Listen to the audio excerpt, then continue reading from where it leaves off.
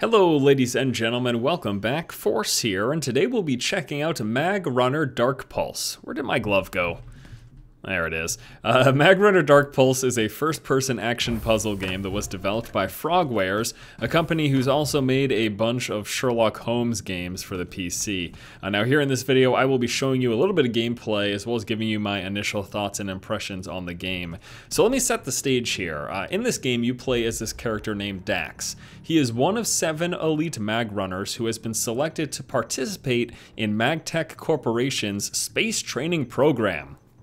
The way the program works is you go into these rooms, these little like hermetically sealed rooms, and you have to solve a puzzle, and then you take an elevator to the next puzzle. Does that sound familiar to anyone? Yeah, that sounds a heck of a lot like Portal, and in many ways this game is like Portal, but it's also doing some things to set itself apart, like a uglier looking glove with electricity pouring out of it consistently. I have no idea. So the general premise of this game's puzzle solving mechanic is that you've got this glove that allows you to magnetically polarize objects, select objects in the environment. And those select objects are things like these little, I don't know, these little rays here, these platforms, and these little blocks. So I could, for example, charge that with the red, and charge this with the red, and then what's gonna happen there, I'll push this apart here, is once they get close to each other, they will attract each other. Okay, well that's not the case for that one. That one was a little too far away, and you can see exactly how far away it is if you hit the F key, which I normally consistently have up. I thought that I could get these two things to go together. I guess that is not the case, huh? I mean, it seems like they would. Their polarizing magnetic fields are crossing each other, but anyways, that's not even what I need to do. What I do need to do is I need to put this over there. So it's basically like a positive and negative charge mechanic, but the way they do it is a green light and a red light. So red attracts to red, red repels from green, green attracts to green. There you go. That's the mechanic of this game. So we're gonna attract this cube right here to the red platform. There you go. And then we can switch this to green, which will push that down, and now we have access to the cube, which is exactly what we're looking for here in this puzzle, because we're going to take these two cubes and put them together, and then we're allowed to go up to the next platform. Now this is the 3rd level in the game. There's a total of 40 plus levels. I don't know why they aren't telling me exactly how many, but the access that I got to the game, they said 40 plus levels. In fact, that's even what the Steam page says. So it looks like it's less than 50, but more than 40 is the number of levels here in this game. And now we're moving from that puzzle into the elevator, in which we'll get some more dialogue and stuff that'll go on here. So we'll listen to what these guys have to say. Dax, did you feel like an underdog during the selection trials? They're all underdogs, Miss Shin. The training is discovery-based, and I will not tolerate less than 100% commitment to the program. See, we're in an elevator. Miss Shin, moving down. the same chances as the other mag runners at passing. I don't see why you keep... Same chances? Oh, of course. Same chances. Okay. Right. I'll tell you what, Dax. How about an exclusive interview and the front page of LifeNet Science Online? Oh my. Sure. Yeah. Yeah. So she's a reporter, and the guy that you saw before her is the guy who's like setting up these whole experiments. He's part of the corporation. And yes, this is the elevator, if you will. Some advertising back there. Looks like a bunch of tomatoes growing on a vine that are being scooped up. It's actually kind of cool there. And then you notice how we were moving down during that whole little conversation piece that was taking place. And in between each one of these puzzle solving rooms, there is a loading screen that literally dead stops you, as you see here. Not exactly the smoothest transition. Kind of would have, I don't know, like that to be a little more seamless. And not that there shouldn't be any loading whatsoever, but it's just a little blatantly obvious is all. Okay, so on to the next puzzle here. So what I'd like to do is I'll just be showing you a few of the early puzzles, and then I'm gonna jump a little bit forward in the game to about 1/4 of the way through, when things really start to change, the world starts to change. We start off here in this whole, very mechanical technology-focused area, but it gets much different as we move forward. And so you know the premise, and I'm not spoiling anything here because this is what they advertise for this game in terms of one of its selling points. It's this like cyberpunk future that's also mixed with H.P. Lovecraft's Cthulhu mythos, and that's the crazy. What was the name? It's like the Eternal One or something like that, and it's if you've ever read H.P. Lovecraft, I have read, and I actually have the Necronomicon, I think it is, which is like a collection of his stories. It's this really cool mythos about this squid-looking creature that's supposed to be like all-knowing and very powerful and stuff like that. So it's a cool premise. In fact, the Secret World that's the MMO. That's a game that also incorporated some H.P. Lovecraft-ness, and I loved that portion of the game for that reason. So I've been excited to see that part of this game, and it starts to pick up about 1/4 of the way through, and we'll be getting to take a little bit of a look at that here in this video. So we're gonna go ahead and do that there, and then I'm gonna switch this here. We're gonna try to polarize those, and then I think, there we go. That's exactly what oh no, shucks, I missed it. Try that one more time. Friends, it's okay. Don't freak out. So we can unpolarize those, and then we can go ahead and put these together. Now this game does support controllers. Hey, no, it's not what I wanted to do. This game does have controller support. But I am playing with a mouse and keyboard right now. But I did play with the controller. It seemed to play absolutely fine. There doesn't seem to be any issues with it. And yes, I have gone through all these puzzles, and that's why I know what to do. My first run through, it was not very smooth, to say the least. Okay, so what we will do here is we're going to crack this open here. Just like this. Woohoo! Which then busts that little thing up there and allows this door to open up, which should just happen in 1 second, which allows us to progress. Now the name of the special glove thing that we have is actually called the MagTech glove, and like I mentioned prior, and as you've seen through the gameplay experience, this was actually one of the first ones that. Gamaji, are they off the comm? Yes, there's something wrong with that Xander guy. Don't listen to him. And what did that reporter mean by that mutant? Yeah, she's kind of a pain, huh? She's just digging for an interview to make Grukersberg look good. Keep your head on. So besides dialogue that takes place on the elevator in between puzzle rooms, sometimes... Uh-oh. Is this part of the training? Spooky, huh? Sometimes you'll get a hologram that pops up above your glove, and the guy that you saw right there, he was actually, he's this mutant character, but he's sort of like our mentor or our trainer. Is everyone all right? No injuries?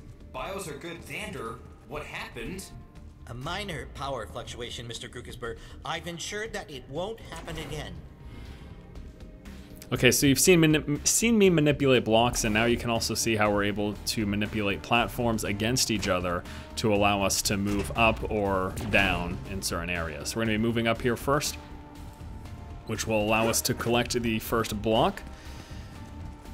Now, as with most puzzle games, the earlier puzzles are a little bit easier, and then later on it gets a little more difficult. I must say though, this was before we got cut off with the cutscene there. I was starting to say that this is one of the first puzzles that really just gave me a little bit more of a hard time until I realized this additional mechanic that we're about to take a look at. So something that's really cool is you are able to actually ride these blocks on these launching pads. So I'm going to charge this with green and then put this to red so they repel each other. And then you take this all the way across there. And then we are actually able to insert this, which allows us to make use of this beam that goes across. We just need to activate it. So we're going to activate that with red. And then the platform across the way here, we can zoom in to get a better look with Q, or I can also click middle mouse button. And I think on the gamepad, going like this. Oh, do I need to actually go back? I think I do. See, this is what I was talking about. This is one of the first puzzles that gave me a little bit of trouble. I actually need to go back first and take this over there. I believe on the gamepad it was the shoulder buttons that allowed you to zoom in, if I recall correctly. But it's not like that stuff difficult for you guys to find out if you do in fact end up checking this game out. Okay, and so the next thing that we need to do is I need to actually bring this down like that. And then I'm going to remove a charge, and it'll sit statically in the middle here. And then I can charge this one to the red, so it starts to go across and drop on, which then allows me to make my way across through the exit door.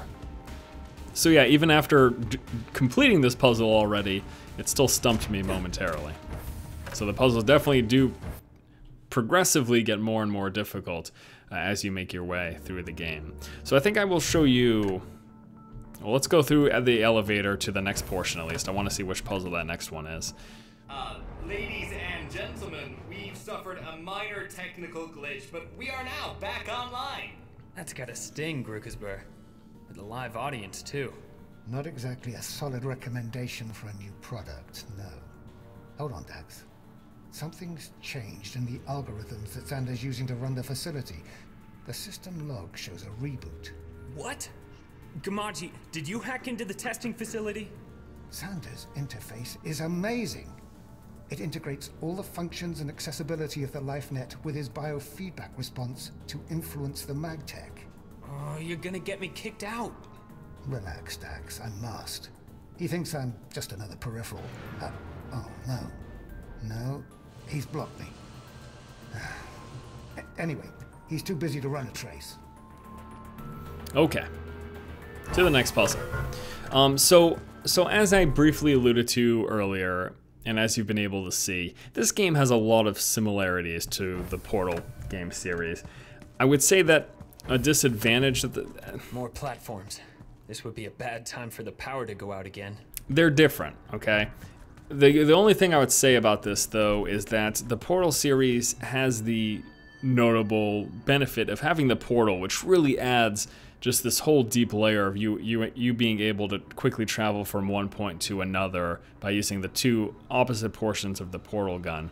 Whereas this game, it's just about maneuvering the objects in the environment, which I think it's got a little bit less depth to what you see in Portal. But that does not mean that I haven't enjoyed the puzzle solving, because I have. I've thought it's been fairly interesting. Okay, I need to get this thing across here, and what I actually need to do is we're gonna zoom in on this. So it has been fairly interesting. I've enjoyed the puzzle so far, and I do also, can actually lock this up here, and then what we can do, okay. Let's do this, sorry. I'm gonna switch this up here. We're gonna do this with the red charge and go for green so that they connect to each other. And then we're gonna bring this back across, which will raise us up on level with that, and then we can take it across like that. So it's just different. I don't want to detract from one game or another. It's just they're definitely very different from one another. And then I think, okay, the next one down here, let me actually drop this. Oh, no, never mind. Okay, and then we'll get rid of this, which will bring us up. A little further up when we make that the red one, and then we're finally able to get this block, which will now allow us to travel over here and complete the puzzle.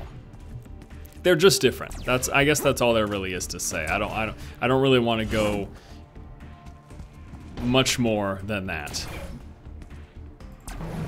And I think you can tell just by looking at the puzzles so far, even though it's earlier in the game and they're in their basic form, whether or not you'll like this sort of puzzle solving mechanic. Okay, so now that we've completed that puzzle, I'm actually going to back out here. I'd like to take you a little bit more forward before we wrap up the video, just to show you, take you out of this technology focused area and into this changing world as things start to get a little bit crazier. So we're gonna go to low level here. And you just saw, I started off at the introductory platform and we made it all the way to, I think that was the room that we just completed. So these puzzles coming up just start to get a little more and more complex, but I don't want to show you all of the puzzles, but I do want to show you when things start to change here, which is this one right here. So we're going through our puzzles, everything's great, and then all of a sudden something weird happens as we step into one of the puzzle rooms. What is it, you ask? Well,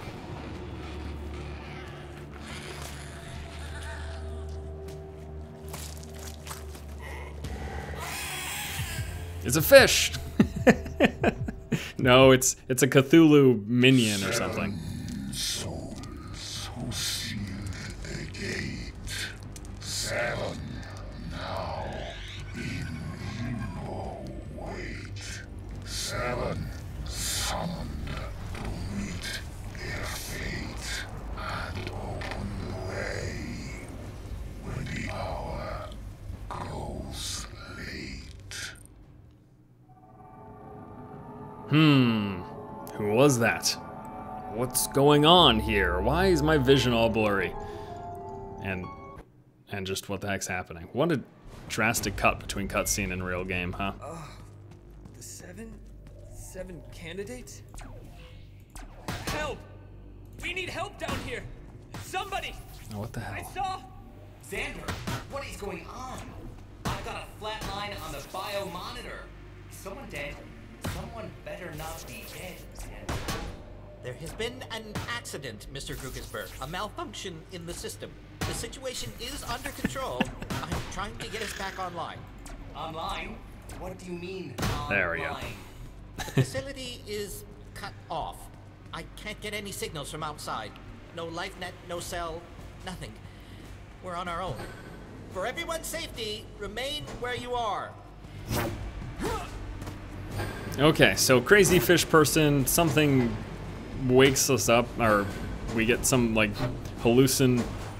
crazy daydream hallucination thing. Things are starting to get a little bit nuts is basically the premise, and sort of what happens is we go from this high-tech, hermetically sealed, like I mentioned earlier, environment.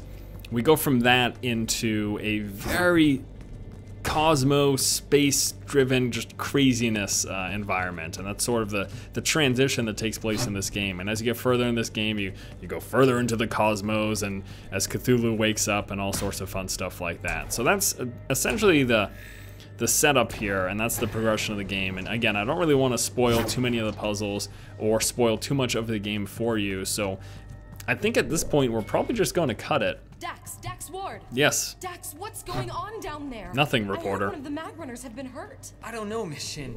Yeah, someone got hurt, but I also saw some kind of... Mr. Ward, please leave the room by the appropriate exit until we resolve the situation. Miss Shin, please report to the media room. So, I'll wrap up by saying this. I am really glad that they decided to take this H.P. Lovecraft-inspired Cthulhu world to mix things up. Because honestly, were this just a game where you're still traveling from room to room solving puzzles, but as the game progresses, it just gets a little bit crazier and it becomes more open in certain areas, most definitely, and just a little more interesting looking. I'm so happy they took that approach, because if it were to just stay in these types of environments and just be about puzzle solving, I would say, yeah, I don't know if that would be enough for me to say that I'd be interested in this game. But because of that Cthulhu twist, and because of the, I guess, wanting to just figure out more about the story and what's going on with that, that is something that will propel me forward and, you know, make it so that I continue to check out this game and see what it's all about. But again, it's a first-person action puzzle game. So if you like solving puzzles and playing games of that nature, then you might want to give this game a look. Once again, over 40 levels in the full release, which will be available later today for $19.99. Thank you guys so much for watching. Maji! Oh no. Something is very, very wrong here. It's true. Stay calm, Dax. The video feed is coming. Jupiter's LifeNet Sequare has gone crazy, like the system's fighting off a virus. Somebody's dead here! And now the whole place is shaking apart. Dead? Look, just get someplace safe. We'll figure this out. Thank you, Gamaji. Mutant mentor of mine. Okay, I just wanted to show you this one last thing here. We go into this place, it's a little crazy. It's a little crazier looking. Actually, wait, this place wasn't that crazy looking. Maybe I'll have to show you the next place. Yeah, it's still starting to fall apart. Uh-oh. Okay, so I'm gonna pick this up, and we will drop it over here. This is a pretty simple puzzle, so hopefully I'll get to solve this kind of Maji, I'm quick here. stuck. to find another way out of here. Dax, power and networks all across the city are out. There we go. Every hit Grukersberg's facility is spreading somehow. I'm running on the generator. I've managed to keep our system hidden. I built some special modifications into your maglev. I'm going to transmit across the data projector. Okay. Then we bring this one over here. We'll launch ourselves up. And then what we can do is this.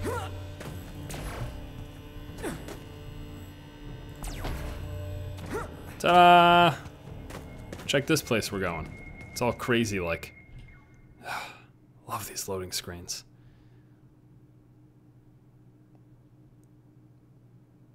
Okay. See, told you. It's like Did you hear that, Kamachi? nuts. I don't know what's happening here.